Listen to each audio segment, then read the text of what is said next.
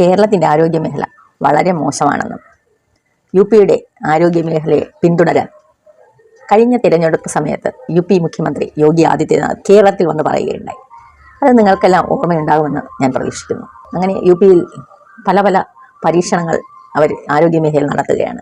നമ്മുടെ eco friendly എന്നൊക്കെ പറയുന്നത് പോലെ അവരുടെ ഇപ്പോഴത്തെ പുതിയൊരു പരീക്ഷണമാണ് human and animal friendly atmosphere എന്ന് വെച്ചാൽ മനുഷ്യനും മൃഗങ്ങളിലും ഒത്തുചേർന്ന് ഒരു ആവാസ വ്യവസ്ഥ ഉണ്ടാക്കി അവിടെ രോഗികളായ മനുഷ്യരെയും മൃഗങ്ങളെയും ചികിത്സിക്കുന്ന ഒരു സാങ്കേതിക വിദ്യ ഇത് രൂപപ്പെടുത്തിയെടുക്കുകയാണ് യു പി മുഖ്യമന്ത്രിയുടെ നേതൃത്വത്തിൽ യു പി ആരോഗ്യ മന്ത്രാലയം. അതിൻ്റെ ഭാഗമായി യു പിയിലെ ഗോണ്ട മെഡിക്കൽ കോളേജിലെ ഓർത്തോപെഡിക്സ് വാർഡിൽ രോഗികളുടെ കിടക്കകൾക്കരികിൽ തന്നെ മൂഷിക വീരന്മാരുടെ വീരശൂര പരാക്രമണങ്ങൾ നമുക്ക് നേരിൽ കാണാം. അദ്ദേഹം പറഞ്ഞതനുസരിച്ച് യു പിയുടെ ആരോഗ്യ മേഖലയിലെ രീതികൾ കേരളവും പിന്തുടരണമെന്നാണ് അദ്ദേഹത്തിൻ്റെ നിർദ്ദേശം. നമ്മുടെ ആശുപത്രികളിലും ഇങ്ങനെ ഒന്ന് പരീക്ഷിച്ചാലും സംഖ്യകൾക്ക് വളരെ സന്തോഷമാണ്. കാരണം എലിയെ കൊല്ലരുതെന്ന് ഗവൺമെൻറ്റിൻ്റെ പ്രത്യേക നിർദ്ദേശം തന്നെയുണ്ട്.